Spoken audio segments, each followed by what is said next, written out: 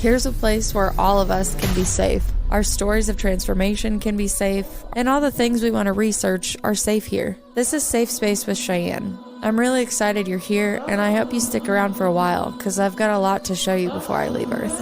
I love you guys. Hello, my friends. Y'all have been asking about psychedelics, not just recreational psychedelics or going to music festivals and just having a really great time with your friends, but you really want to know about the clinical side of it, the medicine woman side of it, and even you guys know I talk about going to Costa Rica and taking ayahuasca and doing plant medicine is a really, really big part of my spiritual expansion that I want to do. But I, like you, am supremely curious about how we are regulating and handing this medicine out to people in America. And I have been fortunate enough to find Nina, and not only does she have a really amazing story of how she got into the work that she's doing, but the integrity that she has in the way that she serves the medicine and the way that she wants to keep people safe is probably one of the most inspiring things that I have talking to a licensed medical professional that wants to help. One of the things that we got in off the record was, is Western medicine taking the sacred in spirituality about it when they just look at it from a scientific and clinical standpoint? We don't have to discuss that today. I just want you to ask yourself that question, because just like when marijuana came through, we were all super freaking stoked that we could smoke joints wherever we could, even though we didn't really like the taxes coming into play with it. But with medicine, whether it's psilocybin, bufo, I could go down the list for a couple. Throw peyote in there if you want to. With all of these medicines going super mainstream and the clinics getting involved, there is a split down it into, is the magic being taken out of it, or are we just focusing on the science? So before we dive anywhere near psychedelics, I'm going to introduce Nina to you, and she's going to tell you how she ventured her way into how she is helping others find their way on their human and spiritual path. Right now, you're located in New Mexico, but who knows where you'll be. So welcome to the show, Nina. That's such a fair point. This is like my third state in the last 2 years. So I didn't even think about that when you said that. I was like, oh, that's a fair point. Who knows how long I'll be here and where I'll be. And like I had told you earlier, I've been having this calling as well to go to Costa Rica. And my calling is like a few months in Costa Rica. So I'm like, oh, okay, well, we'll see how that transpires and if that happens. And maybe I'll meet you down there. Yeah, I would love to have a couple months to do it. I will say before we get started, I found this family on Instagram. They set up their whole lives in Costa Rica. They went there as a family, visited, they knew that they were called there and wanted to move, came back here, set everything up to be able to move, and now they work and live full time in Costa Rica. And I follow their work, I follow their spiritual expansions with their family, connecting with the land. And I was like, I wonder if I go to like a family facility, I would actually be able to take my daughter when she's older, and we would be able to have all of these experiences together. Now, I'm not saying I want to go do ayahuasca while my kid's sleeping in another room, because I would never be able to do that. I probably would have to leave her in America for that. But as far as staying in Costa Rica for a much longer extended stay, I have been observing this family over and over, because they have like a family commune there for people from where I'm at to go to them with their kids in a safe environment and really get like the full feel of the island. So maybe that's a possibility too. That's another Costa Rica trip in my vision that I'm seeing where I can stay longer.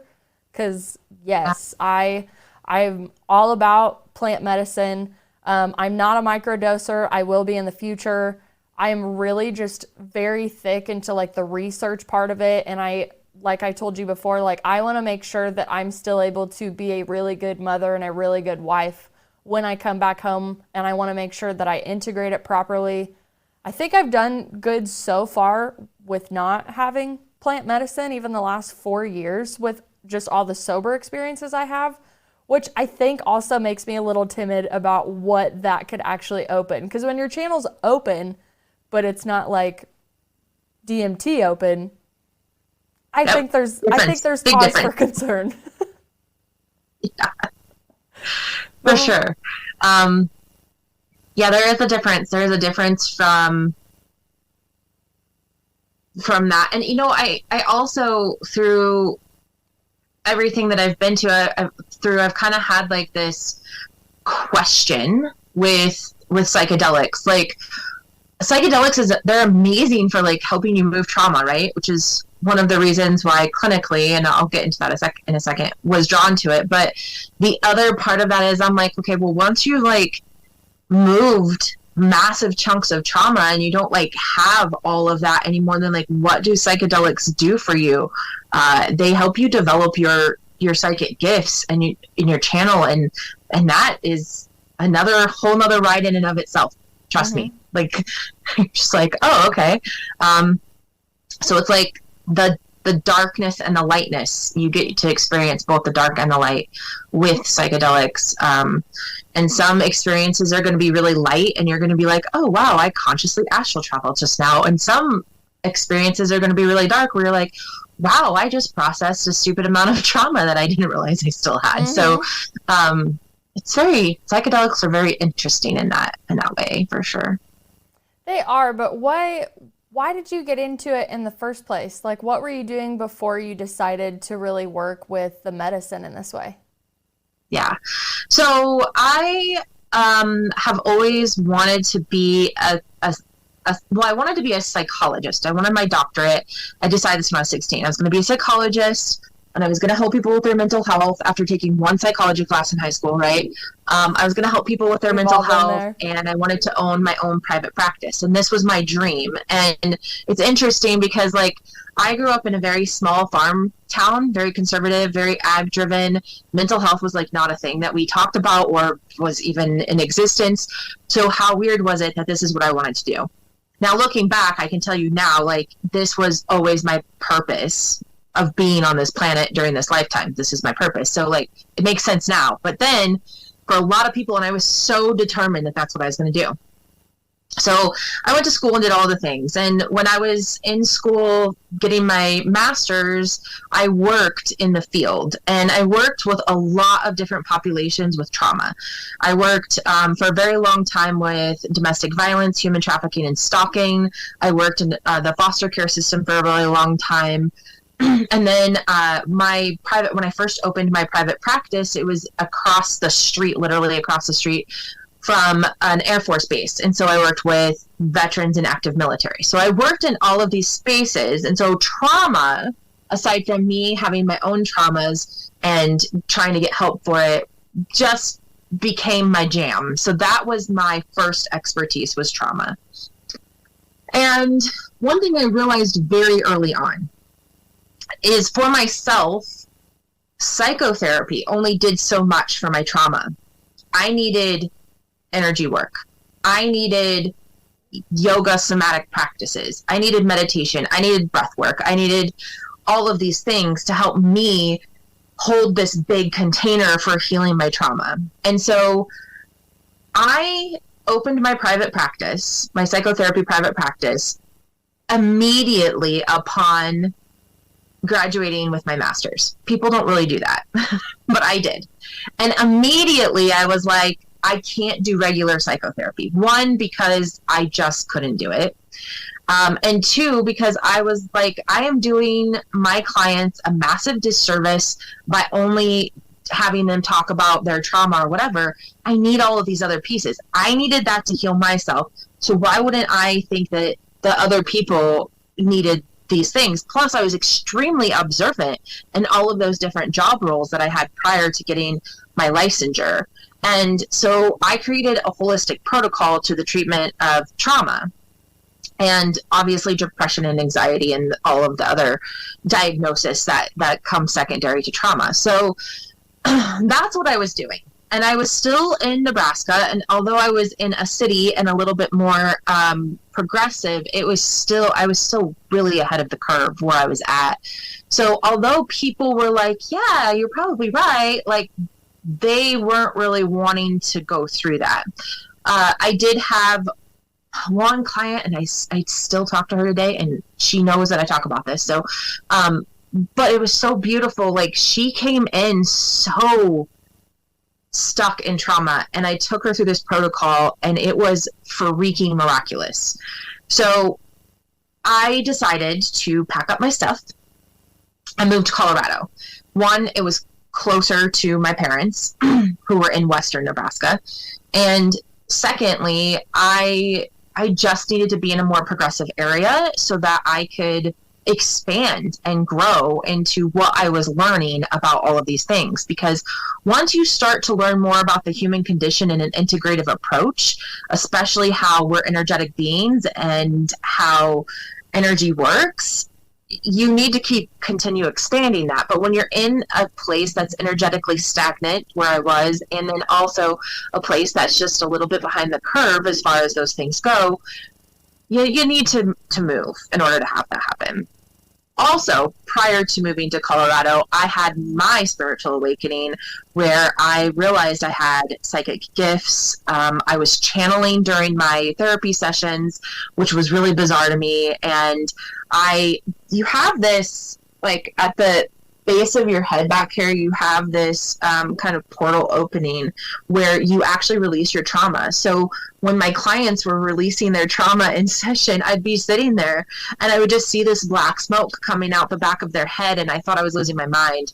I was like, I don't really know what's happening here, but turns out that I was just able to visually see them releasing parts of their trauma, and it was super cool, right? So aside from just needing to be in a space to have my business grow and what I was learning there, I also really needed to be in a space that was going to foster my own spiritual growth and understanding.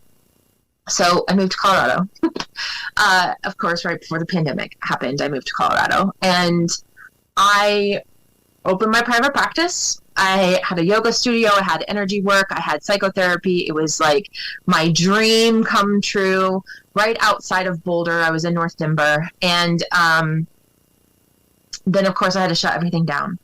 And so I had to move things online. And I was getting people, but it wasn't building the way it was supposed to be building. So what did we do during the pandemic? We all sat in our little containers, and we were online. The same right? pair for days. Yeah. So I was able to be in this container in my home where I was able to really dive deeper into quantum physics and mechanics. I was really able to dive deeper into bioenergetics. I was really able to dive deeper into my own psychic gifts. I was expanding psychically at an unbelievable rate. Things were just happening. I started really working with my ancestors. They were coming through. All these wonderful things are happening. And I'm still have my private practice. It's an integrative practice. And so I was getting, these really amazing clients in, and I was able to help them understand their experiences on all of these levels, because I am like a very good psychotherapist. I'm trained in a lot of different modalities. I pretty much dedicated 6 years of my life to nothing but getting psychotherapy training and working 80 hours a week. And I had nothing else going on when I was living in Nebraska, clearly. And so I was able to do this amazing work because I was pulling in these concepts for people. And I remember I kept seeing this advertisement or this marketing post in this Boulder Facebook group. And it was a couple who were serving ayahuasca. And they were marketing to traumatized women. And all of a sudden, one woman very bravely one day commented under their post and was like, I have been assaulted by this couple. They took advantage of me while I was under the medicine. And then 35 more women came forward. Long story short, they did end up leaving Boulder. Nothing really, I don't think, happened to them legally in that area, because it was still such a weird, gray space. Mm-hmm. And mushrooms were decriminalized in Denver at the time. So all of a sudden, I'm having all of these people come into my office that are experiencing plant medicine, and they were either they had been a product of that, or they had gone out of the country, because this is when Joe Rogan started talking about it on his podcasts, right? And so they had gone out of the country and they had come back and they were having these crazy experiences and like didn't really understand, because there's no real integration a lot of times when you go to these retreats. And this is part of one of the problems, right? Like, the retreat is kind of set up for you to keep coming back. It's not really set up to give you like really good integration, especially if you're going out of the country, because it's just kind of hard to, not all of those tribes and things that you go, when you go do it jungle style, they don't have Wi-Fi and whatever else, right? So, and people don't, because this was kind of the beginning of this movement in this area, people were not having an understanding that you need to integrate and whatever else. And when people go to the jungle and use it, those people that are using it in the jungle, this is their lifestyle. So they're just constantly integrating. Like, they don't have an understanding, and necessarily always, I mean, some of them do. So like, let's not go all or nothing here, but of how Westerners, like, it's different for us. It's different. The integration is different. The ideals are different. The things that we're dealing with that are coming up in those ceremonies are a lot different. Even just so coming back to your regular life compared to continuously taking ayahuasca, living in the jungle, and being connected to Mother Earth. Yeah. So, and to your spiritual side, and like having this whole different ideal. So I was seeing that, and then also because all of the research then started coming out back out. We're going to say back out, because let's just be real. We've had this research for forever. Yeah. But back up about psilocybin and how great that is for depression and anxiety and trauma and all these things. And so then I was having all of these people, and it was decriminalized in Denver. So there's access to it. And I'm having all of these people having these like crazy experiences where, one, I think a significant amount of them were taking way more than they needed to. And then like not understanding the experience, or thinking they having a bad trip or whatever else, and coming into my office just like with these mental health issues because they were not having any integration or understanding of the medicine. So this was happening, and I was like, I mean, I smoked some pot in college and I drank. Like, I had never done any of the drugs. So I then started, of course, took this very clinical approach to it, right? I'm like, okay, well, I need to do all the research. So I did all of the clinical research. I did all of those things.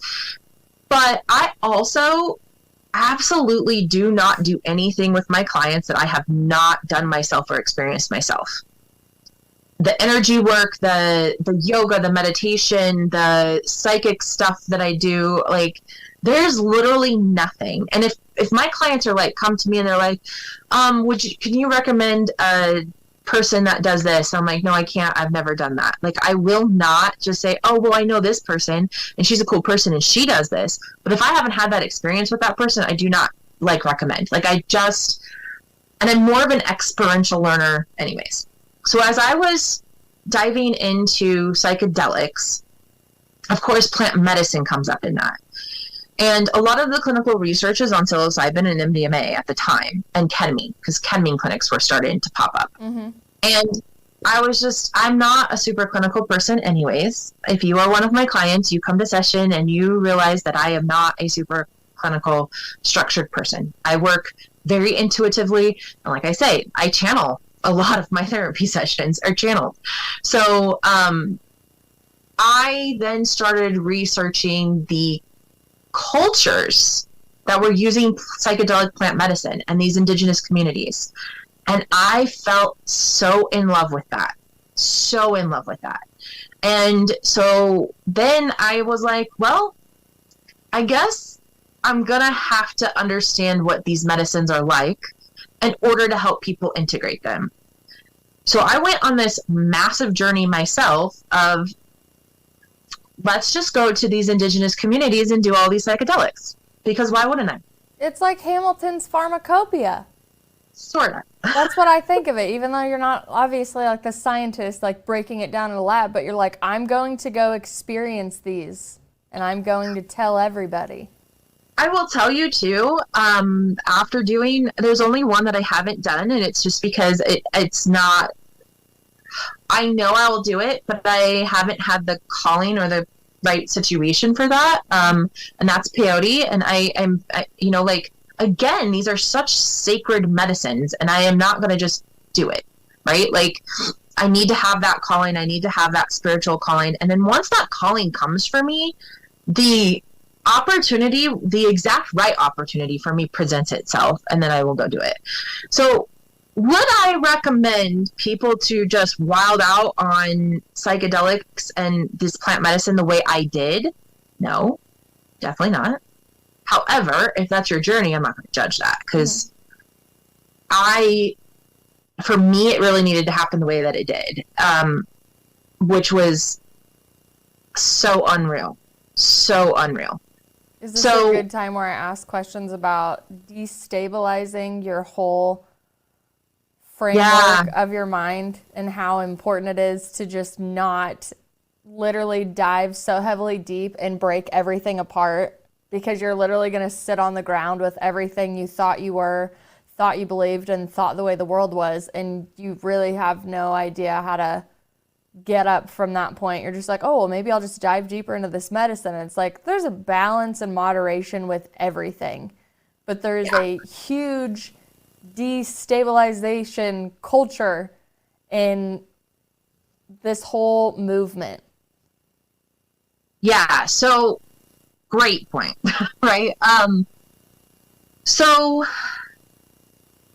you're absolutely correct in that. And although I had extremely beautiful experiences with all of this medicine, and it has transformed my life in the most beautiful, amazing, unreal ways, it also was freaking terrifying and horrible and crappy as all hell.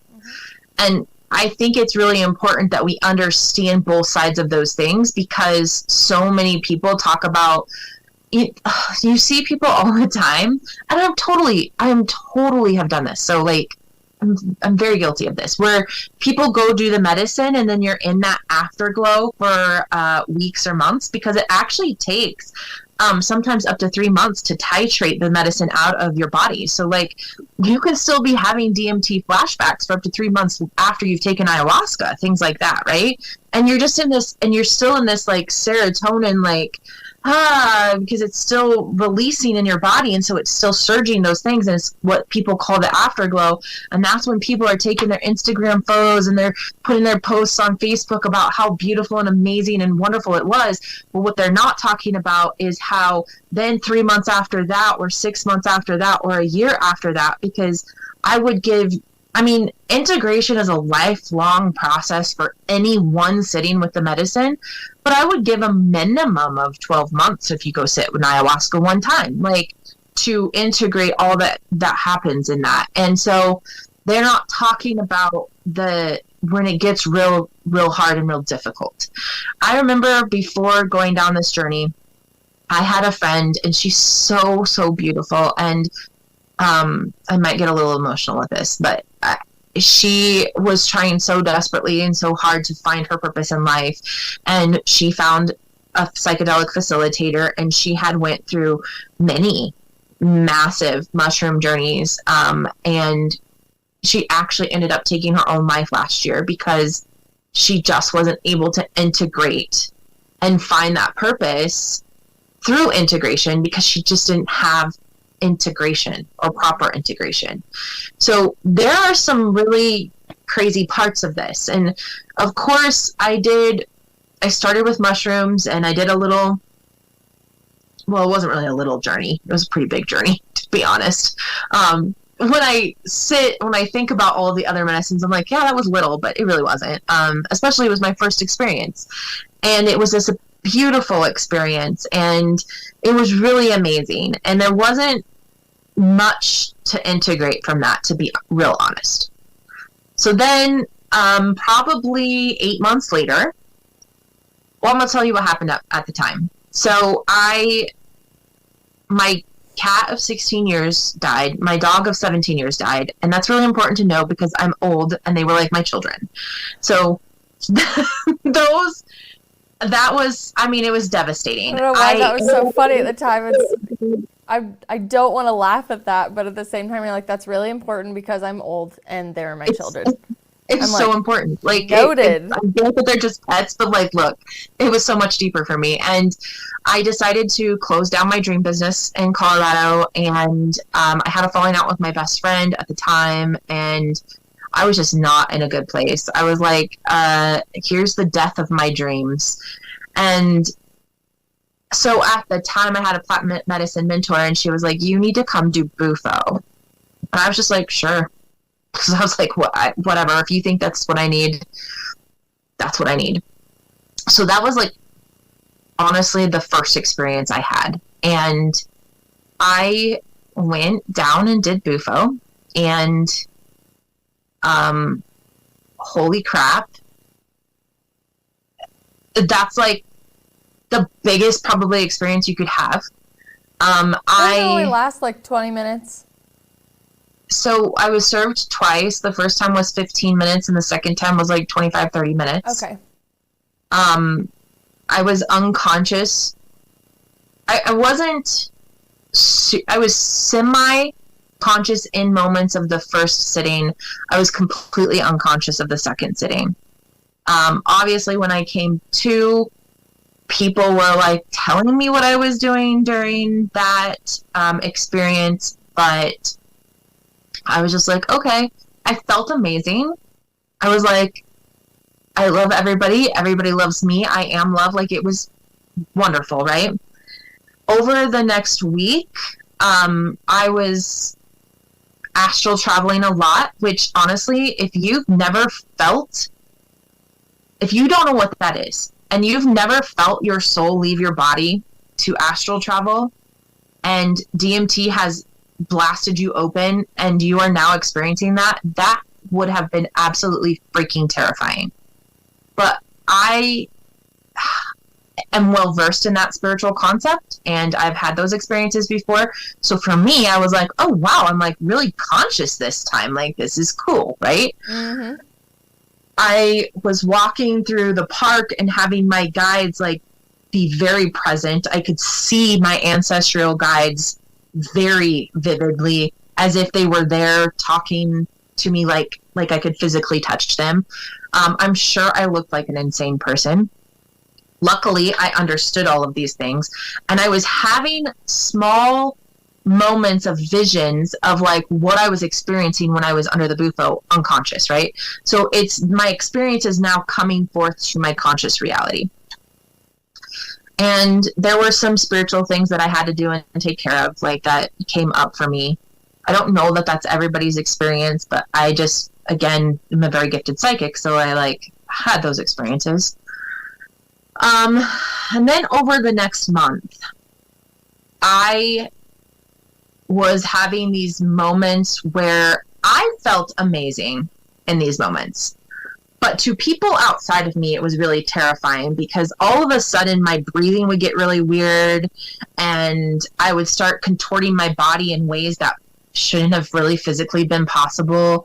And I would start channeling weird stuff, and like all of these things were happening. And I remember my best friend one time, he like was shaking me out of it. And he's like, I almost called an ambulance. Like, I thought you stopped breathing. And I was like, really? Because I'm just like over here having this blissful experience, because what it did was I was having like DMT flashbacks, like 5-MeO DMT flashbacks, but then also like all of these other energies and things were, because my channel was wide open, and I didn't understand that because I've never taken this medicine before. Unfortunately for me at the time, the facilitators I sat with, who I thought were supposed to do my integration with me, ghosted me. So I had no understanding of what was happening to me, and it was terrifying, because you like think you're losing your mind.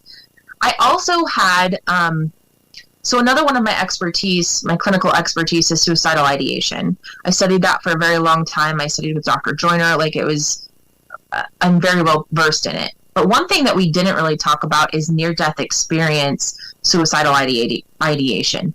So when people have near-death experiences, they will say that they met their ancestors or their loved ones or God or Jesus or whatever on the other side, and they saw the light and they didn't want to come back, but whoever they were interacting with was like, you need to come back.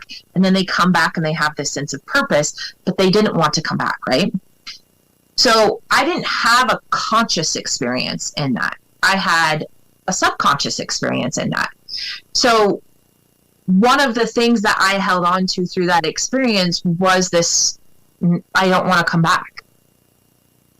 And I didn't get to have the experience where the loved ones or whatever I was seeing was like, no, you have to, and you come back with a renewed sense of purpose.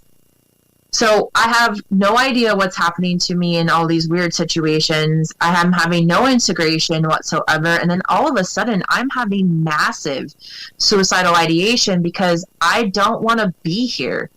I felt so free and so amazing on the other side. Why would I want to come back into this human body and be here? Like, this is stupid, right? Like, this is what kept going on. And one night it did get bad, and I called my best friend and I was like, I just don't want to be here anymore. I don't think I can do this. And he immediately called my mom, and obviously like they watched over me for the next 24 hours. That next morning there was a facilitator, a plant medicine facilitator. She facilitates Iboga, and she contacted me and she was like, hey, I know you were really interested in this, because I connected with a lot of people and all these different medicines, right? Like I wanted to learn about all of the things people were doing. And so she was like, I just want to let you know I'm having this retreat, whatever. And she's just messaging me. And I messaged her back. I sent her this text message. I said, F plant medicine. I'm never doing this again. I absolutely do not think I can get through this integration of this medicine, let alone another one. I almost killed myself last night. This is the worst thing. Nobody should ever do this again. Like, I don't know why people do this. I think it's absolutely irresponsible that you are serving. Like, I just went off. She immediately calls me. Bless her soul. She immediately calls me and goes, what is happening? What is going on? And I was like, I took this medicine and I like laid it all out for her, all these things that were happening, the suicidal ideation. She's like, oh, sweetie, I am so sorry. She goes, I am so sorry that someone served you the biggest of the biggest. They served you the God particle. They didn't give you any information or integration. They didn't prepare you for it properly ahead of time.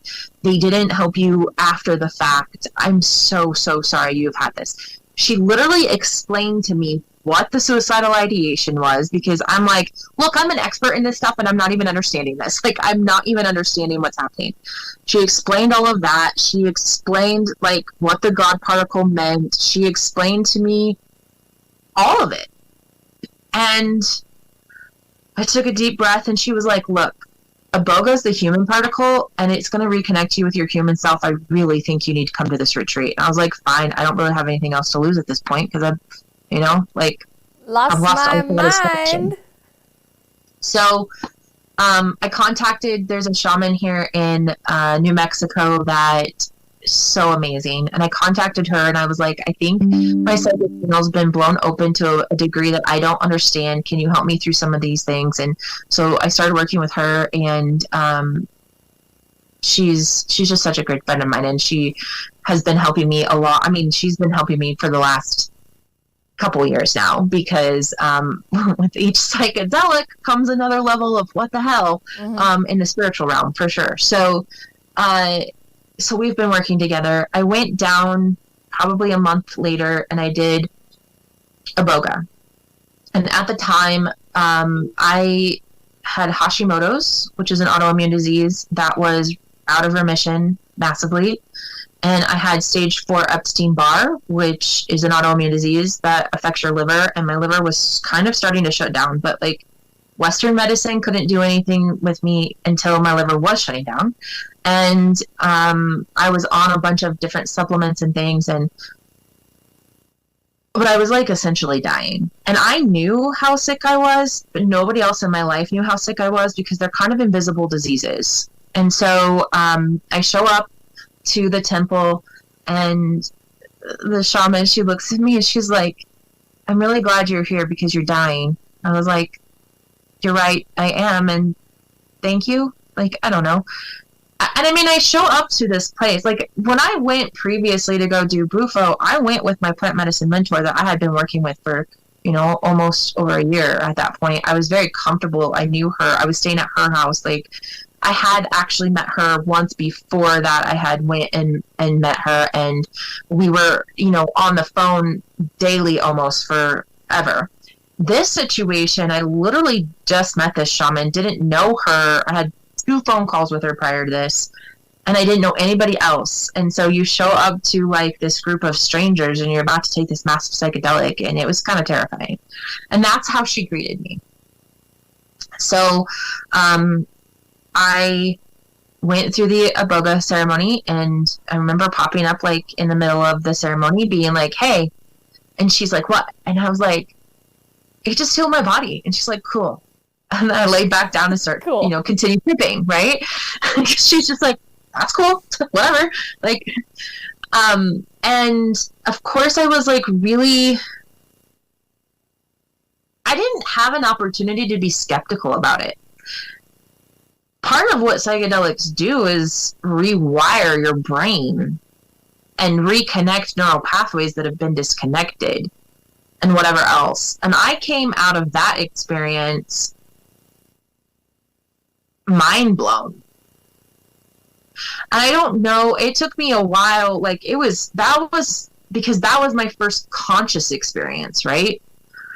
And I came out of that, and a week later I did testing for my doctor, and I tested negative for 2 autoimmune diseases that they told me I would have for the rest of my life because they're incurable.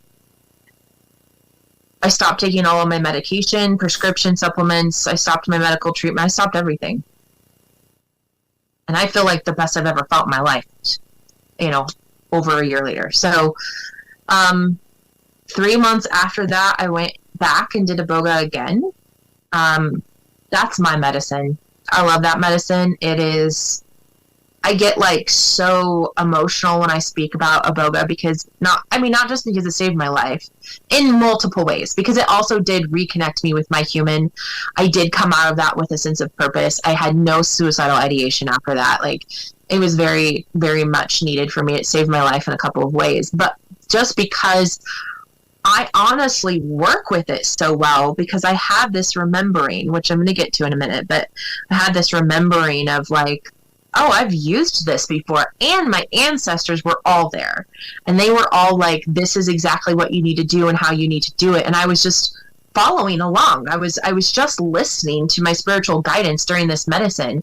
And everybody talks about when you do these medicines and you like vomit or you have diarrhea, whatever. I didn't have any of those issues because I was moving the energy as my guides were telling me to. So there is a massively spiritual piece to these medicines, right? Not just do you get to work with the spirit of the plant, but when you're able to have your channel that open and you're able to understand that you are connecting with your guides, your angels, ascended masters, like your ancestors, like whatever you're working with, it's, whatever. And you're able to understand that and have that communication and that connection, like it does make the medicine so much easier. So the second time I went back and I did Iboga again, and it was just this beautiful, amazing, wonderful experience. I say that, but I'm also going to tell you that the typical experience with this particular shaman was about 10 to 12 hours long, and I resisted the medicine for the first 12 the second time. I did not surrender to it. I was very much in my human brain and in my head, and so my experience lasted like 28 hours. So I was tripping for 28 hours. And that first 12 hours was my own personal hell, 1,000%. But I'm saying it's also such a beautiful experience because that was the experience that I needed to have. And I learned so much. But again, massive experience, right? So I go home, and I'm trying to integrate these things. I'm trying to understand what's happening.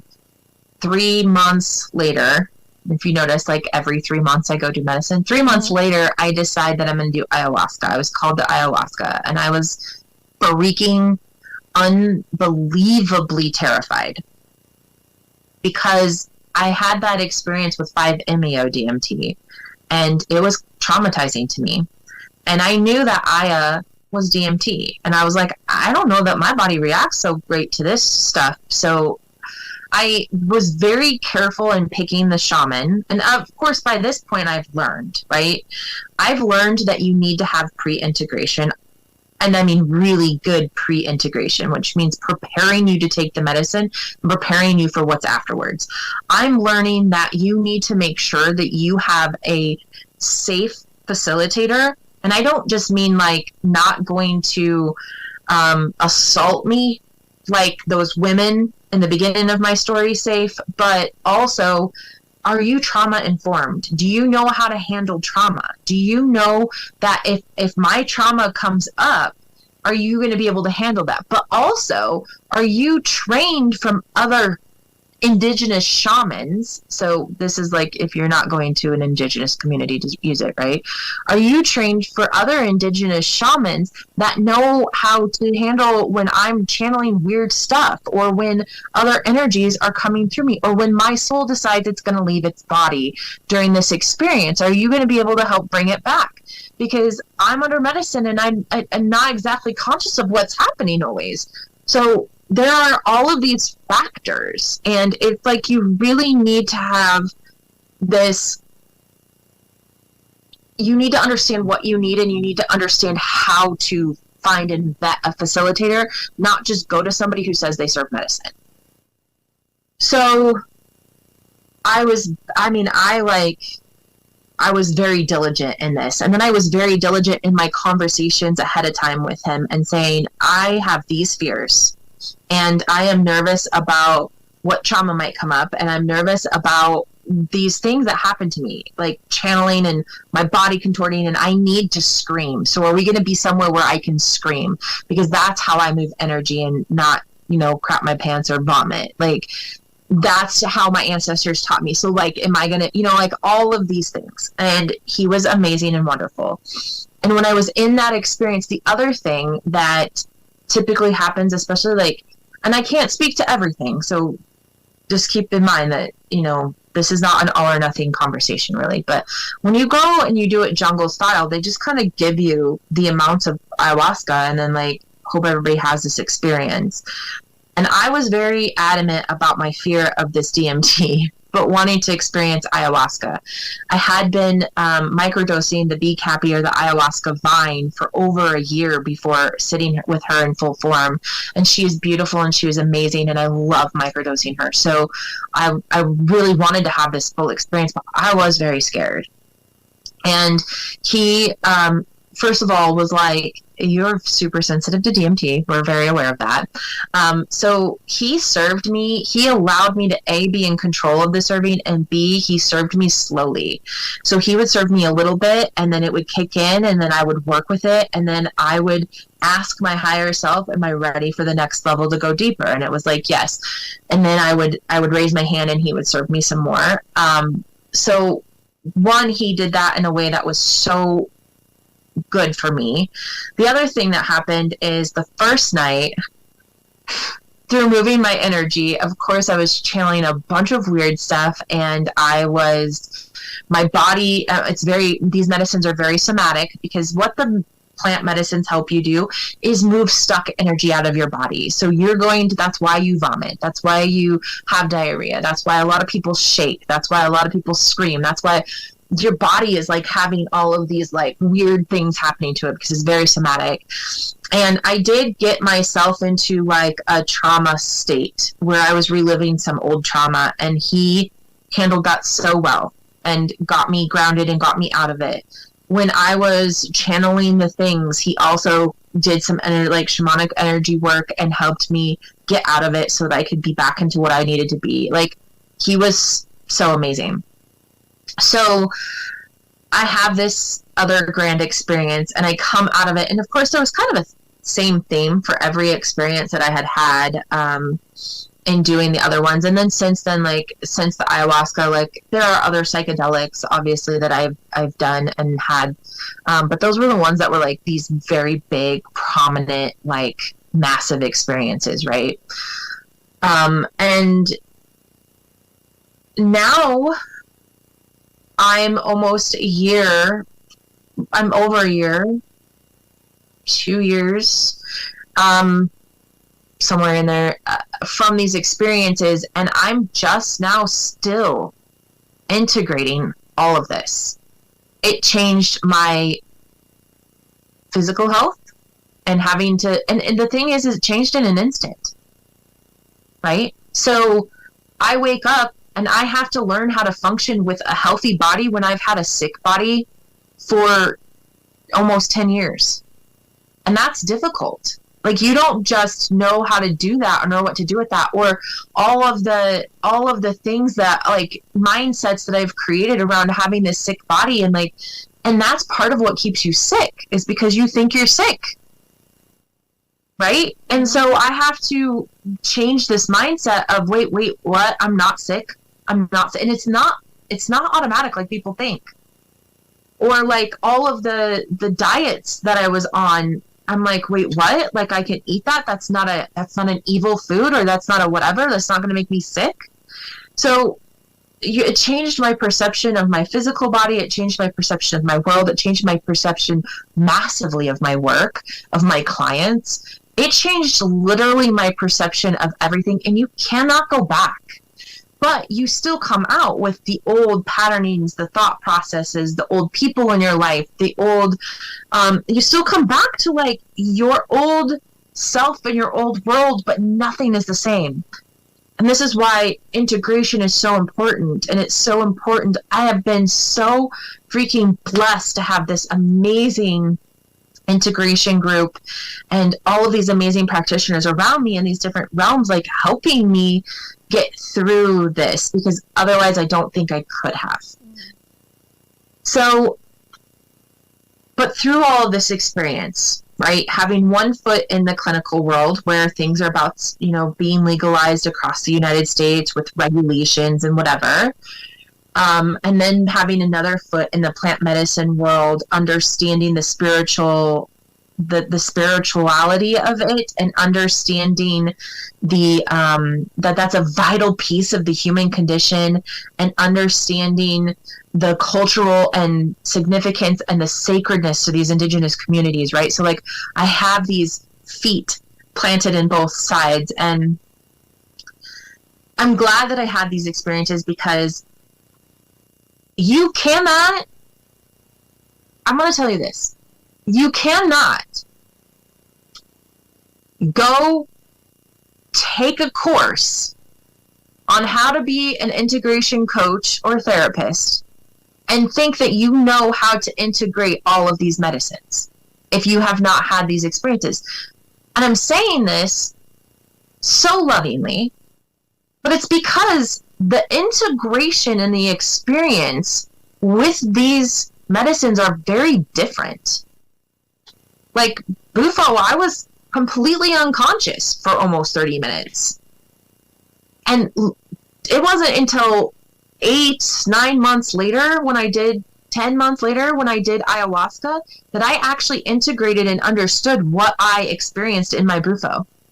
Aya is the one who showed me that. She was like, oh, by the way, also, let's clear up this trauma that you had with this medicine, because it is a traumatizing medicine, even if you have a beautiful experience, because you're blasted out of your freaking body. And also, here, let me show you what you learned in that. Let me show you what the experience was that you actually had. Let's bring that to your conscious, even though subconsciously you've been aware of this, but let's bring this forward. And I was like, wow, that was a really beautiful experience, but I wouldn't have probably known, right? So I think it's important when we're talking about safety and we're talking about all of these things, right? So I just read yesterday that there were 2 people in Oregon that are the first to be licensed for psilocybin facilitators, and they are licensed by the state of Oregon per the state of Oregon's regulations, and can facilitate psilocybin journeys in a state-approved facility. Cool. I'm so grateful that we are getting access to these things that, done appropriately, can help people process years of trauma in a few hours and not have to be in therapy for freaking ever. Because trauma treatment is very integrative, and if you're not working on a mental, emotional, spiritual, and physical level, you're not going to heal your trauma. Psychotherapy is great coping skill, and it's a vital piece to help you logically process your trauma, but it's not going to help you heal if it is not an integrative approach. Psychedelics are integrative on a whole because they encompass all of that in one thing, right? In like one experience. You're having that somatic physical experience, you're having the mental experience, you're having the emotional experience, you're having the spiritual experience. That's why these medicines are so helpful for trauma. So that's great that we're getting access to people. But also, are you taking the spiritual and sacredness out of this when you do that in a state-approved facility? Because what the hell does that look like? And also, what's the word I want to use? What are you doing to the indigenous communities that hold these things so sacred, and are you just colonizing them? Like, how are we going to bridge that gap in this clinical space? How are we going to get access, let people have access to these medicines that the earth is providing for us, that are here to help us evolve as humans, but also not take away from these amazing cultures and indigenous communities that have been using this since the beginning of time that we've just completely fucking discounted. Like, how are we going to bridge that gap? Then when you go over here to the plant medicine community and you look at, like I was talking about earlier, when you go to the jungle to use it, and I'm not saying don't do this because I know this is kind of like your plan. And if that's your calling, do it, because there's a reason that's your calling. But are those people trauma informed? Do they understand that Westerners probably don't need massive amounts of medicine? Do they understand what Westerners are dealing with? Probably not, because, and thank God they don't, because don't even get me started on that whole thing. And how do we make sure that there's... from the mother? What? I said they would be just as disconnected from the mother. Right. Exactly. So, but how do we then also make sure that they have kind of that understanding? And how do we make sure that they understand that we need massive integration as Westerners? How do we make sure that people are getting pre-integration, that people are getting integration, that people are really understanding the vital pieces of that? And how are we, because I told you this earlier, how, in one of my experiences, I was channeling, several manifestations came through me, and the shaman just kind of like wrote it off. Like, it was just like, yeah, you had a psychedelic experience. But then a month ago, I was doing that same thing. Those same manifestations came through me completely sober. So, okay, it's not just a psychedelic experience. Like, I don't know that the shaman meant it in a way of like, oh yeah, that's just a medicine. It's not you. It's not like anything that's going to happen outside the medicine. I don't even know that they meant it that way. I think they were just like, thought that I understood that it wasn't just the medicine. And I didn't, because when he said that, I was like, oh, it's just the medicine. Like, I'm just hallucinating, or I'm just whatever because I'm on this medicine. That's not true. The medicine brings up what's already in you. It helps you remember things. It brings up, so they say that Bufo is the God particle and you meet your God self. That Iboga is the human particle and you meet your human self, which is also why a lot of people don't like Iboga, by the way, because it's a little bit more harsh, because it'll F your ego for sure. And then a lot of people say that Aya is your soul self, and you get to meet your soul self, and that's also why it's such a beautiful experience, right? So when you've met all of these parts of yourself, and you're having to realize that you're not just human, that you are also partially God, and that you are partially human, and that you are partially your soul, and that's what makes up a human, and that makes up your whole being. Like that's a lot to deal with. And how do we make sure that we're not discounting these experiences, and that people are understanding, like, oh, then this shit can happen to you when you're sober later, like, because it's kind of terrifying that there are these other things that happen to us outside of that.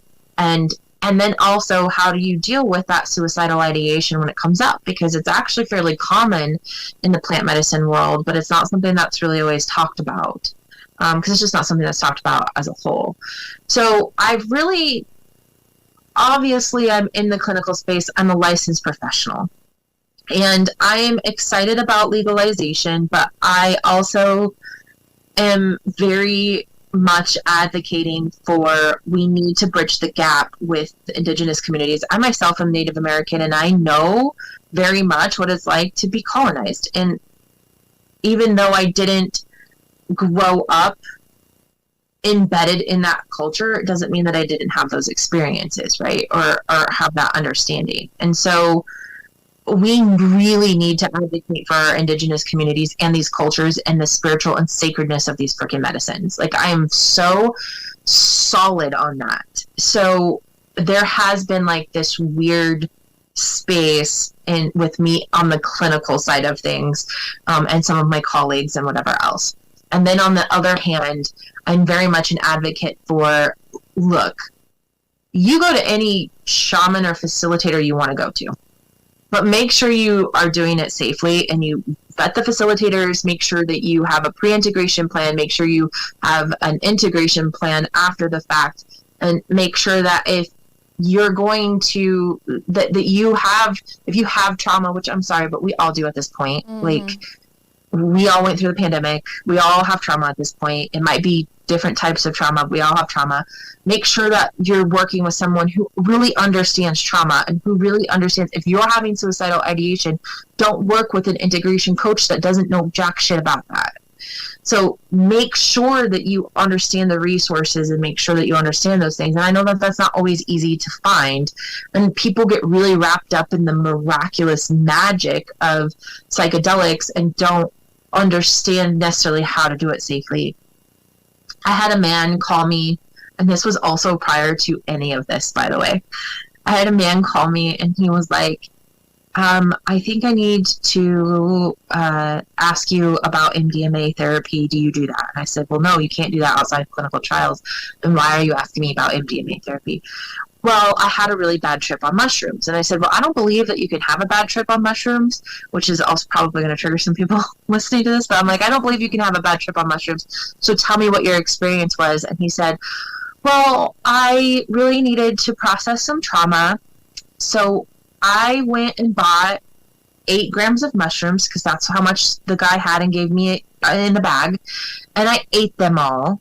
And then I sat in a corner all night shaking and sucking my thumb. And I was like, so you wanted to process trauma by yourself? Probably not a great idea. Why did you take 8 grams? Well, that's how much was in the bag. And so I just thought I was supposed to take the whole bag. Bro, have you ever used these before? No. Okay. That was way too much, especially for your first time, especially for by yourself, especially for processing trauma. I was like, so I said to him, I said, look, I know nothing about you outside of what you just told me. But I said, I'm about betting that you have had trauma in infancy and as a young child. And the mushrooms did exactly what you wanted them to do.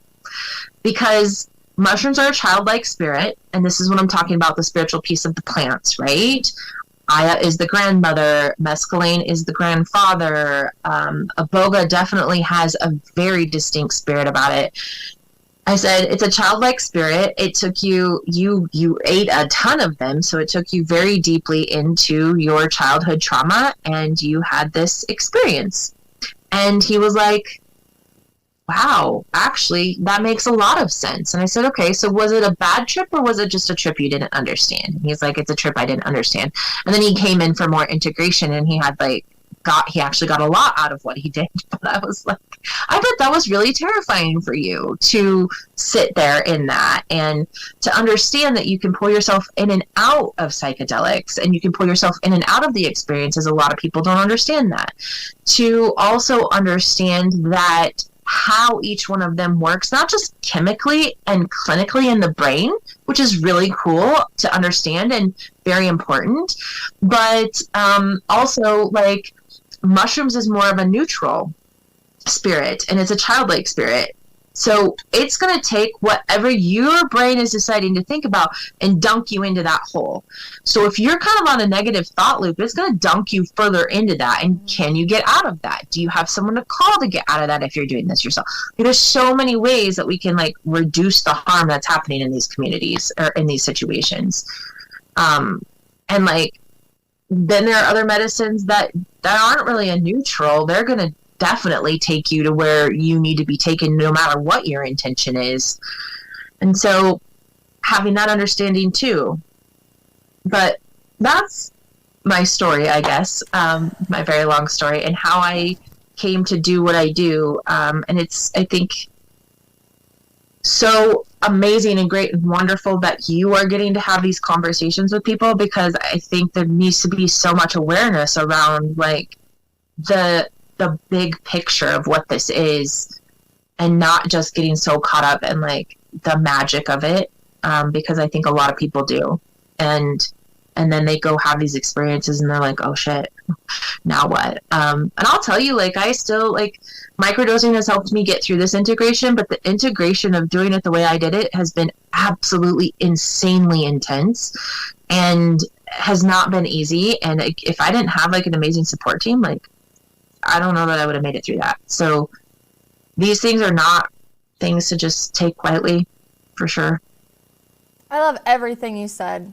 Like, I was just sitting here like, don't interrupt, just let her keep going. This is brilliant, this is beautiful, I want to keep going, I want to hear this conversation over and over and over. It's extremely informative, especially from your personal experience, especially. I feel the exact same way as you with recommending certain healing, anything, like, hey, can you recommend this? No, I haven't experienced it. Yeah. Move along. This is what I've done, take it or leave it. I don't have Rape, Combo, Bufo. I don't have any of those experiences. I've researched them. I've seen the Joe Rogan. I've even seen the Mike Tyson episode where he does it, which they just at the time called it New Mexican toad venom, and then kind of explained how they went about getting it. But I've always been super intrigued from the science of it, where you brought up where it reconnects neural pathways in your brain. Ayahuasca, they did basically, it would have been like, I guess you could say an EEG scan. And there's like there's this diagram. It looks like there's almost like two lungs in the back of your head right here. I don't know what they call that, like upside down or something, but they glow red on this diagram that I saw, and it was anxiety and fear and like trauma, like this is where you're trapped back at. And even in yoga practices for breath work and energy movement and even meridian lines, like they have breath work where you wipe the main meridian line and you wipe it out of your system like that. So I had already had that knowledge when I had come across this diagram where they were showing the part of someone's brain lighting up the trauma in their head while they were in ayahuasca, and they're trying to like dumb it down so people could understand it, but they're like, it sends you back to the trauma to face it in a stronger way, and then it actually releases the trauma from you. You don't have to relive this anymore. It isn't trapped in your body. You completely understand why you went through the experience you did. You lift yourself from the mindset, the victim mindset, but also, why did this happen to me? For what did this do for me? Because whether we label it a good or bad situation, there's always a silver lining. You don't really want to talk about silver lining and rape and death and murder and all of that. I totally get that. It sounds serial killery to be like, there's a silver lining and all of that. There is a lesson in all of this somehow. But these medicines have been proven to take you to these places. And that's why I love that you underline the be safe part of it. Because you can go there and like for me, like I want a safe place where I can go break open, but I don't have time to play Humpty Dumpty and sit here and put myself back together really quick, act like I didn't just go get my soul ripped from my body and cleansed and shoved back in, and then go, oh, hey, I've been in Costa Rica for 2 weeks. We did plant medicine for literally 10 days. And now I'm just going to hop back over to America and live my purpose. And I've seen so many stories like that. And I love that you brought up like the afterglow photos, how they're like, they woke up the next day, they're sitting by a river. Oh my gosh, when I got here, I was going to kill myself. And I've been clinically depressed for 20 years. And after this one night expansive experience, everything's totally fine. And you go to their Instagram page and you can check the dates on their posts or anything. They either quit fucking posting after those 6 pictures, or like you have no idea like what the medicine continued to do for these people. So for someone on my end who really is doing a lot of the research to figure out, well, what medicine should I start with? What traumas am I really still working on in the yoga, meditation, journaling, those normal ways outside of plant medicine? Where do I go? What's safe? Who is safe? Because any freak can make a really good advertisement these days. Like, let's list off of a couple corporate companies, right? Anything with a advertisement in food, probably not good for you, right? So you got to think that with plant medicine, it's like, okay, I found this really great facility that celebrities go to. So if celebrities go to it, it must be good. And then you find out they're like packing rooms full of way too many people and the facilitators are overwhelmed. And the facilitators are not shamans. They don't know how to work with the ancestral line of the plant medicine. And it's a big fucking whitewashed charade. I don't know how else to say it, but that's just how it feels to me. Every time something beautiful and sacred comes over to this country, we have to rip the fucking sacred part out of it and go, here's aesthetic yoga. And now we're ripping the roots out of medicine and going, here's a clinical trial. And yes, you're right. It absolutely works. I know that there is, like, we're just stepping on so many toes because I'm like you. I do think the clinical aspect of it needs to happen, but that doesn't mean that the people who understand how sacred and truly connecting you back to your divine part is being taken out of it by this weird mass movement of, like, obviously just the government being the government, right? We don't even have to get into that.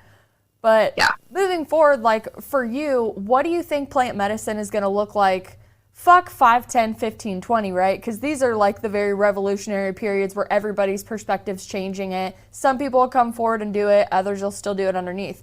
But when it's like the norm, like you remember when marijuana was legalized, we were like, oh my fucking God, I saw somebody smoking a joint outside. He didn't kill anybody. It's so crazy.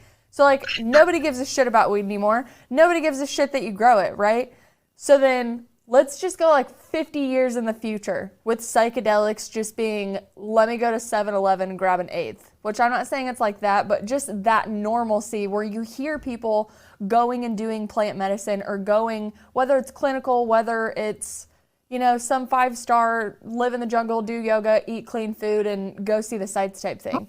What does that look like for you, especially in the mix of being a licensed therapist, having all this background, but you're moving forward with the medicine community and the passion to keep the indigenous culture alive and honored and sacred?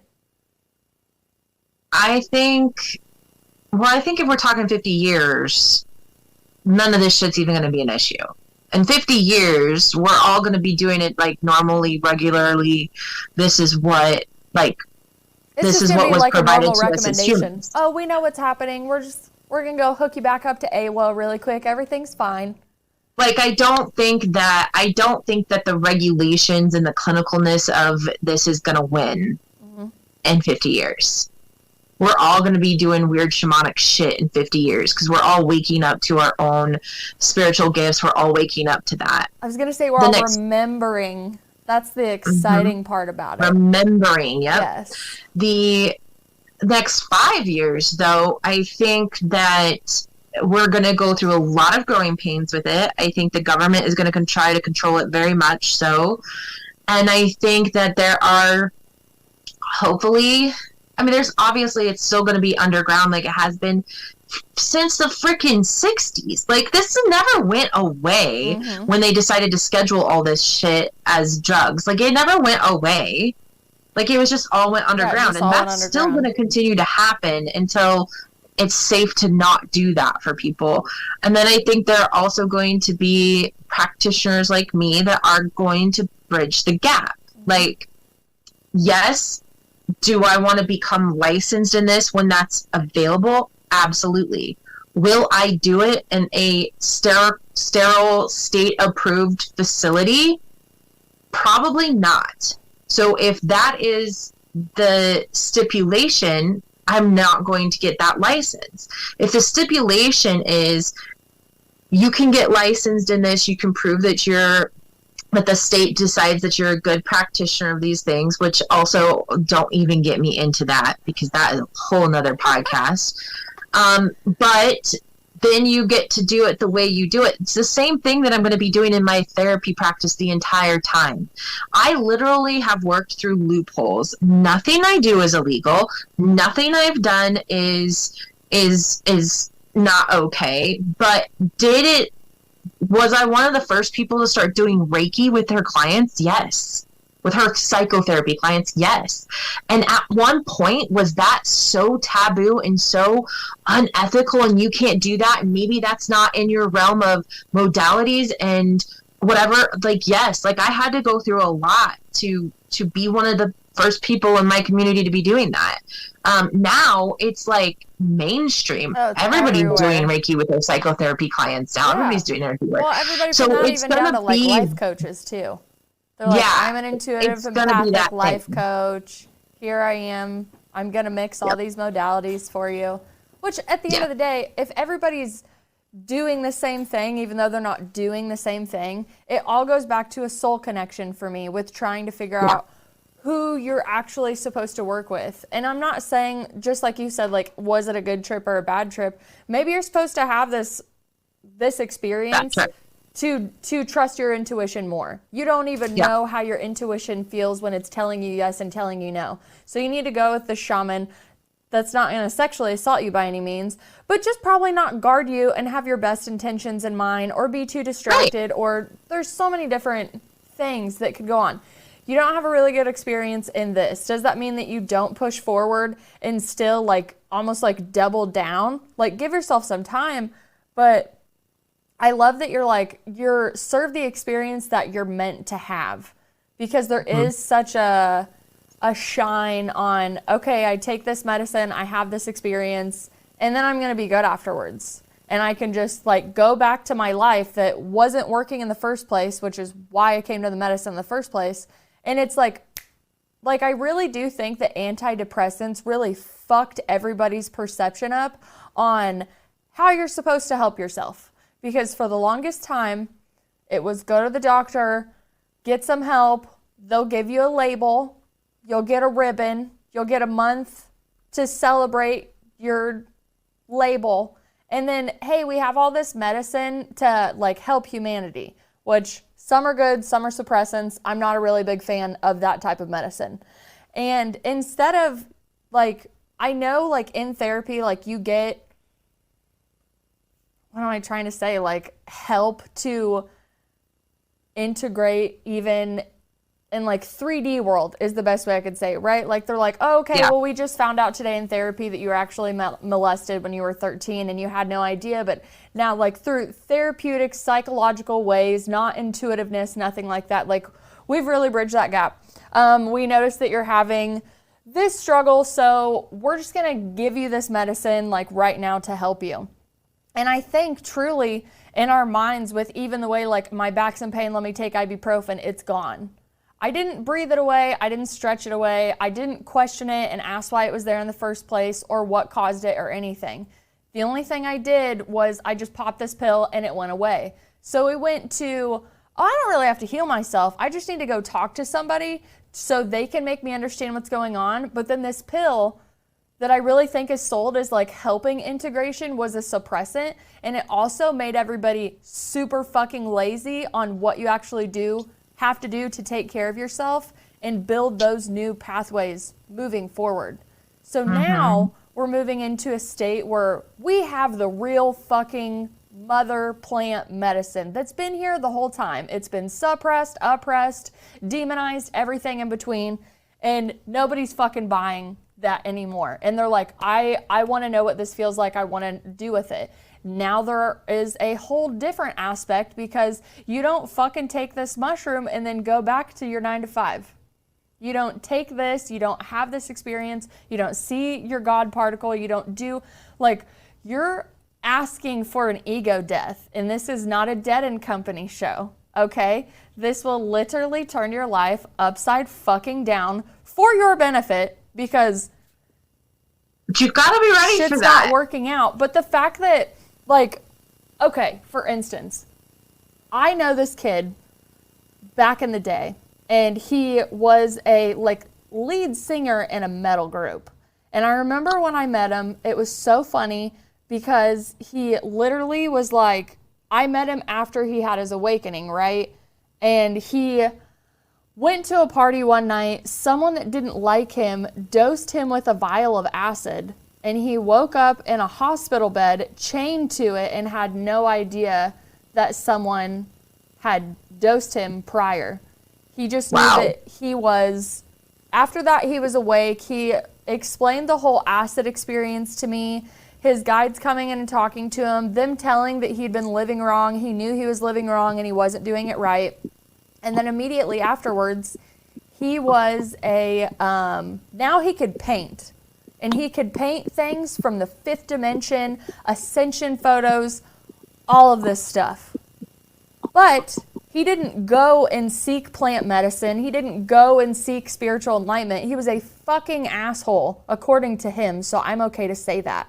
He was an asshole. He said, I'm Italian, so it's okay that I'm an asshole. And I was like, okay. Like, apparently that's a characteristic of all that. Okay, good to go. But I had met him after he had woken up, and he was into, I mean, literally, it was probably like meeting like Alex Gray or something. The cosmos, the unity, the synchronicities, collective, like, it's how he spoke, it's how he lived his life. He lived his life off of synchronicities. The opportunities would literally vibrate to him. And I got to see this from an outside perspective of reading about people like this and reading about experiences. But he got fucking dosed, and he was thrown into that. And when he came out, he was like, that wasn't even me, that was my ego, it was meant to happen for me.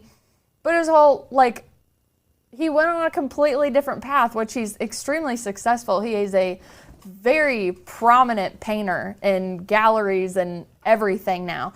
That wouldn't have happened had this guy hated him and been like, hey, let me go throw a vial of acid in his beer. You know, not freaking cool. So disclaimer for people that are still doing the research and trying to figure out what is the best way for me to start integrating plant medicine into my life when, like, for me, I still want to have the experience for my healing purposes, but how do I make sure that I'm going to be okay to still be an exceptional mother and an exceptional wife and human being in all of my 3D experiences? What would you say to someone who was calling you and was like, I'm called to plant medicine, but I just really don't know how to start? Yeah. So obviously there are certain medicines that you should not microdose. I'm going to say that up front because people don't understand that that's not a thing. Like, Iboga, if you have not been initiated by the Bwiti tribe, do not microdose Iboga. And there's a lot of reasons behind why I say that, and I'm not going to get into that. If you want me to get into that, please contact me. I'll happily have that conversation with you. But because I know there are other people that feel differently about that. But I will say that for myself, microdosing the medicines before having the big experience was really nice for me, because I was able to understand the spirit of the plant and work with the plant better when I was in a bigger dose. So I, aside from Iboga, have microdosed everything before having bigger experiences with it. And to your point about antidepressants, it's absolutely ridiculous because we have plant medicines that work as antidepressants. Psilocybin is an SSRI, which is a classification of antidepressant. BCAPI, which is legal everywhere, does not have activated DMT in it. It works as an MAOI, which is a classification of antidepressants. Blue Lotus, which is legal everywhere but not safe for human consumption via the FDA, is a dopamine agonist, great for depression. So we have these things, and I actually came back and started making these tinctures because I wanted these medicines in microdose form to be available for people, because also tinctures, I was helping my clinical clients get off of their antidepressants and you start using plant medicines because they work differently in the body and they metabolize differently. And antidepressants block or surge different things, different chemicals in your brain and in your body so that you have a certain experience. Whereas plant medicine does that as well, but it also, again, works with the neural pathways in your brain and activate different parts of the brain and reconnect different things. I tell my clients all the time, when they start microdosing a medicine from me, they will say, well, how long do I have to be on this? And I will say, don't worry about it. The plant will naturally titrate you off of it when you're ready. And that happens. They will literally just start naturally taking less of it, and then they don't need it. And they're always like, Nina, that was so magical. How'd you know that? And I was like, I didn't. Like, it's just the plant thing. Like, it's the spirit of the plant. I can't explain it to you in a way that, like, if you're not into the spiritual concept, like, you're not going to get it. But I'm never wrong about that. And so microdosing is always a great way to kind of start into some of this. And like I said, some of these plants are very legal. Some of them are just decriminalized or just becoming legal somewhere else, like psilocybin. So definitely know the legalities of what you're taking and where you're at and what you're doing and how to get it. Because that's the other thing. Like, there are places where psilocybin is decriminalized and you can grow it for your own personal use. And that's how these things have been available for people, but you can't sell them. You can't buy them. There's no dispensaries open. They're working on doing that in Oregon right now. Obviously, Colorado legalized things, but you still can't do those things there. The regulations haven't come through yet. So that's been very confusing for people, like understanding the legislation of things as well and where those legalities are at. So always make sure you're kind of understanding that. Sourcing is really important. I don't know if people have heard about all of the drugs that have been laced with fentanyl in Denver. That's been a huge issue. So, sourcing, if you're sourcing something, make sure that you really vet that as well to microdose. And then, there is, and it's not on the tip of my tongue, but I cannot think of the name of it. But if you're watching this podcast and you want to reach out to me, I will happily give you this resource, or literally any other resources. And I do, by the way, have a lot of free resources about how to find a facilitator, how to do all of those things for the safety and the harm reduction side of things. But there is a resource that is, I believe it's a website that has safe facilitators on it. So these facilitators have been vetted in different ways, and they have been named as safe resources for going to sit with the medicine, whether they're in the country or out of the country. Because I think that's the other thing to understand. There's a ton of psychedelic churches that have popped up in the United States, mainly because there's like this really wonky legislation, federal legislation that says churches can use this as a sacrament, but I'm going to tell you that does not protect you legally. So if you are a psychedelic church or you're opening a psychedelic church, just know that that's also, it doesn't make it legal, by the way. The gray areas really are weird, because if we're introducing plant medicine mainstream, but there's still all these weird like gray areas. You travel over here and it's still like false propaganda. It's a drug. It's not doing anything. You're going to lose your mind. And you go over to the state line and they're like, it's a medicine. It connects you back to yourself and helps you heal your traumas and connect to your purpose and, you know, whatever else. That's really confusing for people that are truly just have the intention of getting better. Like I said, for me in the beginning, like, it's not like I haven't done a multitude of different modalities, and I have worked through so many blocks that I mean, just in the 4 years that I've been consciously aware, like diligently, body, mind, soul, what am I doing? Auditing, messing up, forgiving myself for messing up, knowing I'm just human, you know, going through all those steps, I have identified things that I really think plant medicine in the right setting, in the right safe environment, is the absolute modality that I choose. Now I've chosen plant medicine. What way do I do it?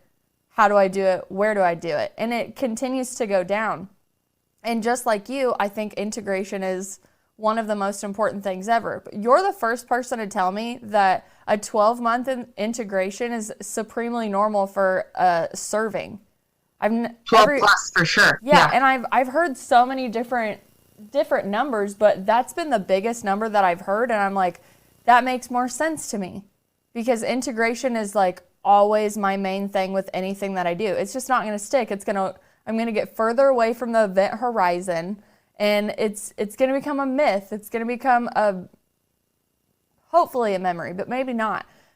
I know when these things come in and they're so life-changing, I'm still like one of those people where like, I'm a fucking believer of shrooms, but I've been a believer of shrooms since I tried them when I threw my antidepressants away because that shit was fucking weird.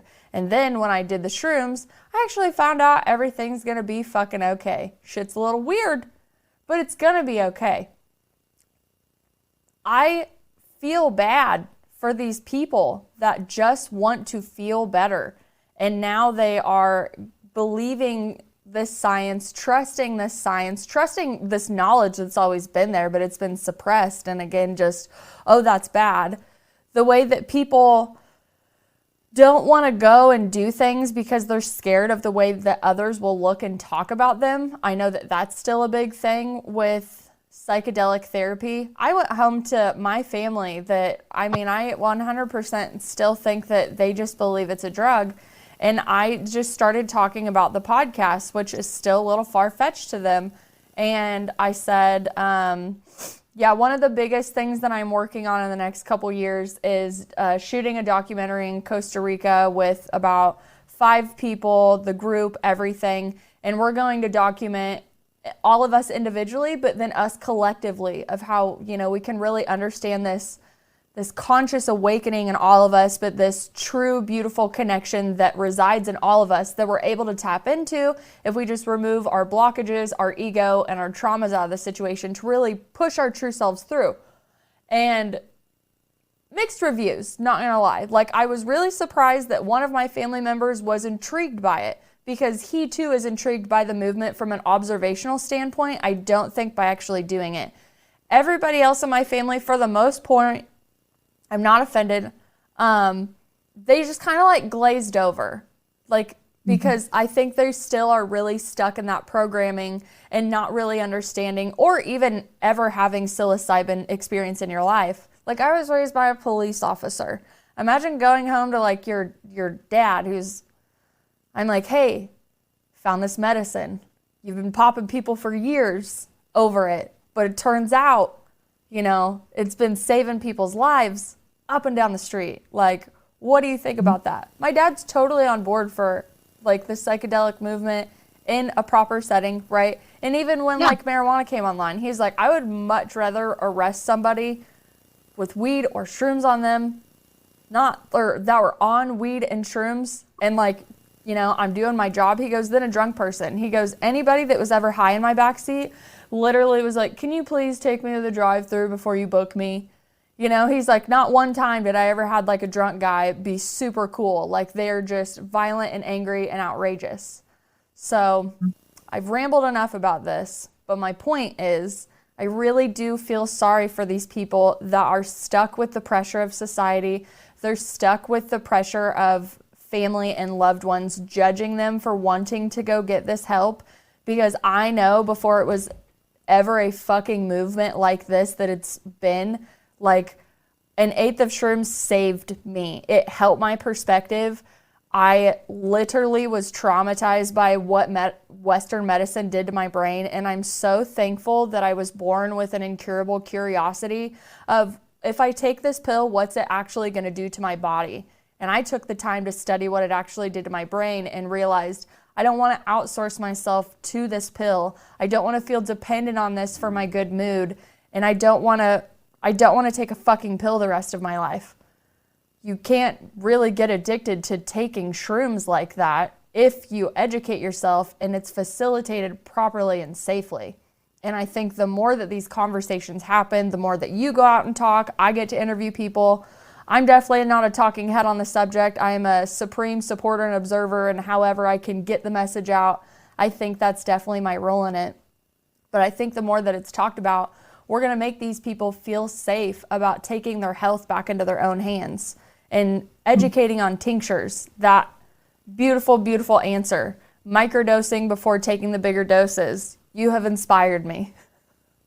So I am so thankful for you coming on the show today. Not only us chit-chatting for an hour and a half before we actually press record, but all of the phenomenal, amazing, vulnerable, insightful information, even the fucked up parts of it. I just appreciate you so much for being vulnerable, because these are the kind of conversations we fucking need with this movement. So thank you, thank you, thank you. So much more I could say about some of that too, about, like I've had people that, again, like you said, they go to the psychedelics because they just want to feel better and they don't want to do the work. And then they're really disappointed that they have to do the work. And that's an issue. And, like I've also just had so many different experiences with the way that it's been done. And when you asked, like, how do I start? Where do I go? What do I do? I 1000% just followed my intuition with everything. Now, one thing that trauma does is takes that away from us. It does what society has done to us, right? Pulled it outside of ourselves. Like you said, let me just take this antidepressant or this ibuprofen instead of figuring out what's really going on with me and how to listen to my intuition for that. And let's, like God, religion has taken God outside of ourselves. We see God as this entity outside of ourselves, but what you realize with 5-MeO-DMT is that it's actually part of you, right? That you're actually, there's a God self. So we have all of these things that take it outside of ourselves. So, and this is one thing that I do with all of my therapy clients too. I mean, obviously all of my coaching clients as well. But the other thing that I'm going to say to you, Cheyenne, is that follow your intuition and your gut. If your gut and your intuition is telling you to do it a certain way, or to go like skip the microdosing and go wild out in the jungle, like, then do that and listen to your intuition. And that is like the biggest thing I think I could give anybody for any of this, because just like, was it a great experience that I had when I was totally ditched with integration from 5-MeO and I had that serious suicidal ideation and I had that moment where like I almost did, like, all of those things? No, that wasn't great. It was freaking terrifying. But now here I am talking about it, telling people, like, this is a thing, so be careful. This is a thing, so be careful. And had I not just listened to my intuition and just went and had 5-MeO be my first experience,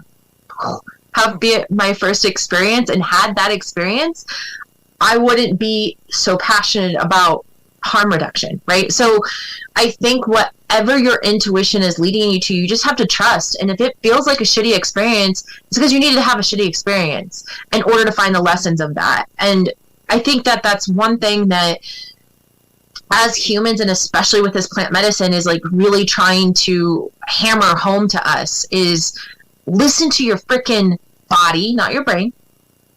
Listen to yourself. Listen to your gut instincts. Listen to your intuition. We literally have all of the knowledge in our body to know how to cure any absolutely any disease that we come upon, how to make ourselves feel better and okay. And it's just that we've pulled ourselves so far apart from ourselves that we are not in a space to understand that. And part of what psychedelics do is help bring you back to that and give that back to you. But I will say, and I've struggled with this over the last 2 years massively as I'm trying to do this integration, it is really difficult to listen to that and to be fully seated in your power. One, because it's terrifying to learn how powerful we really are as human beings.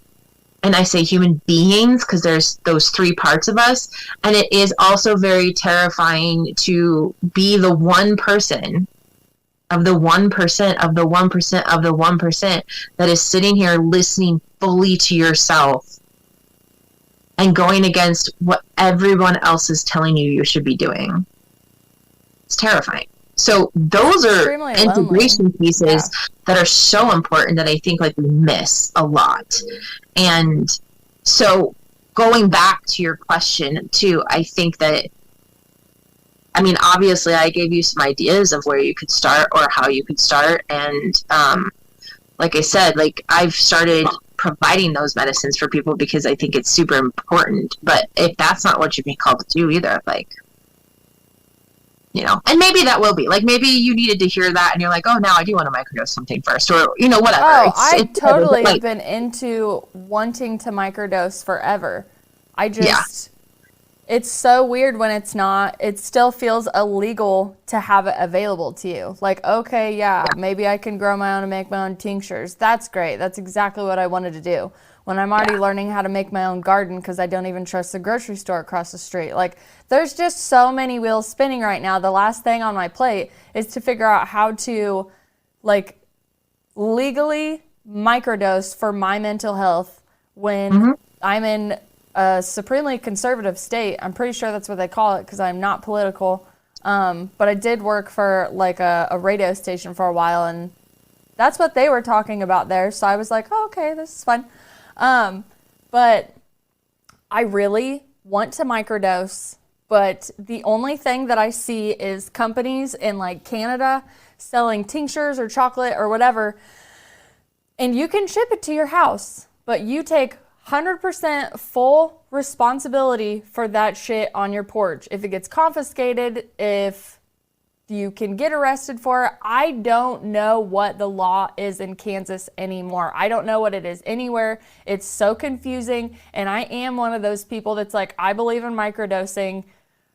I would really like to try it, but I do want to do it responsibly. But you got me fucked up. Capital F. If you think I would ever take mushrooms and sit in a clinical fucking setting. If you give me any plant medicine, I better be able to connect so hard with the earth that it swallows me whole and shoots me back out correctly. Because I don't understand sitting in those rooms, like I'm picturing an examination room, it doesn't even matter. And I'm like, I just feel so stifled thinking about being in there. So I know the experience that I want. I've done my own research, but now I'm finding that this entity, this agency that was formed forever ago to protect me and honor my best interests is actually the thing in the way for me stepping into another level of my mental health success. And I find that annoying, which again is why I think these conversations are important, because I'm not the only fucking one. I want to microdose every day. Do I want to do it forever? Absolutely not. But I've studied the benefits, I've seen the benefits in other people, and I want that shit. So well, that's I'll my say, call to action. Just to, also because of some of your listeners, just for right now, as it stands, where we are at on this day, it is completely illegal to have psilocybin mushrooms sent to your doorstep from literally anywhere, whether it's out of the country or in the country or any of those things, right? There are certain places, and you'll have to look up your own state and your own area where it's decriminalized, where you can, again, grow it for your own personal use and microdose.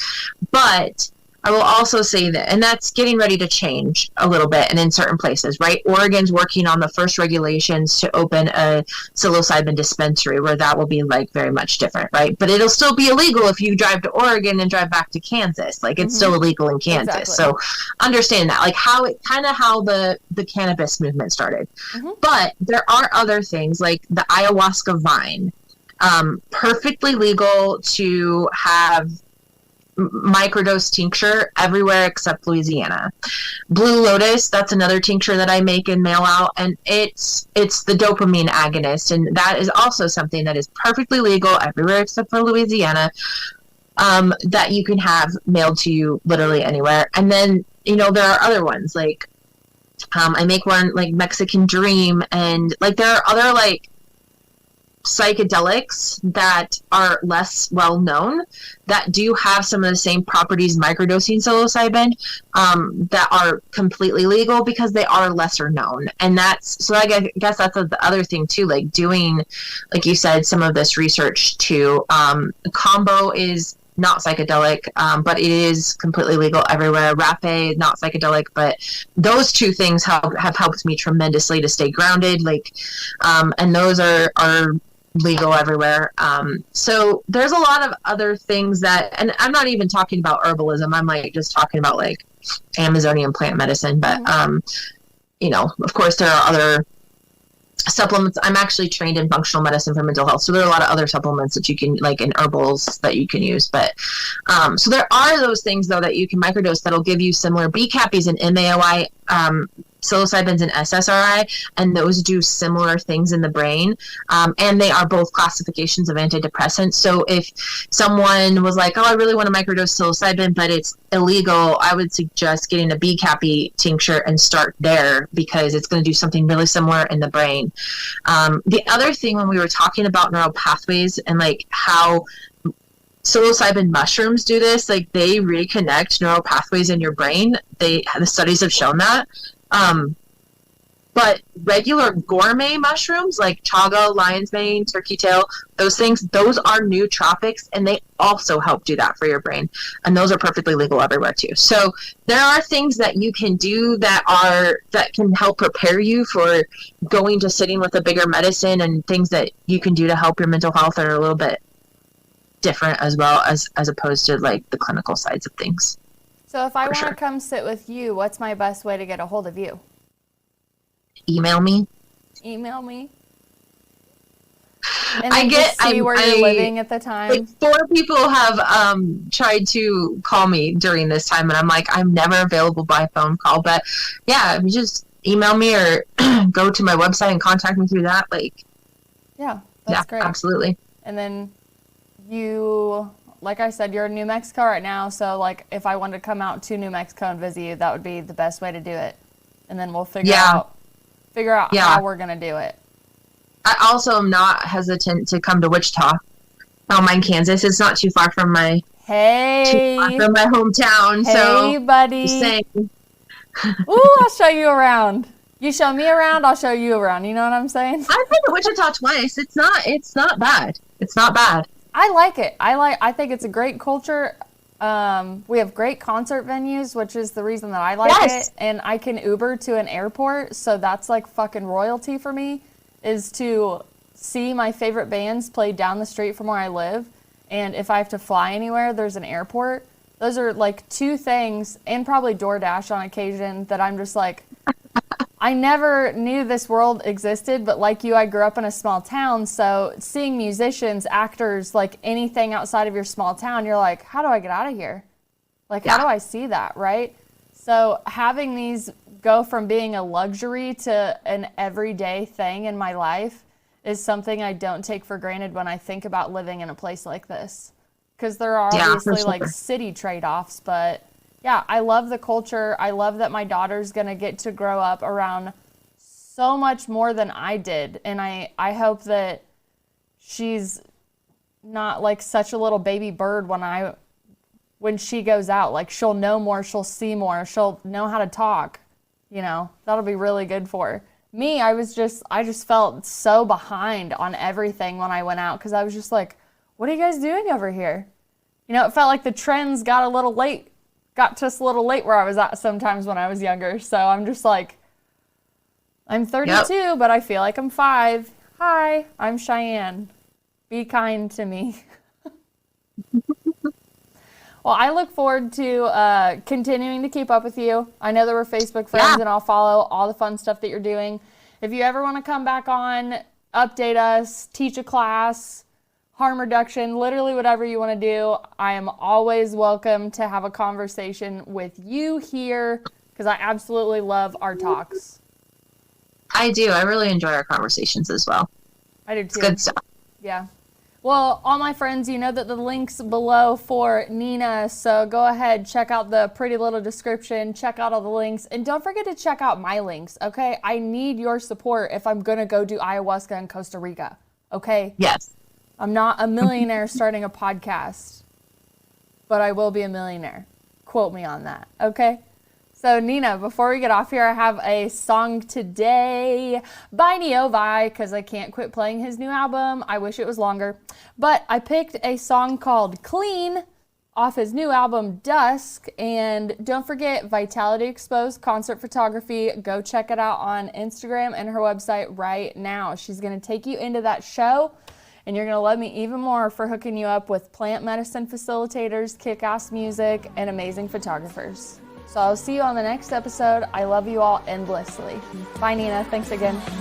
Bye. So clear.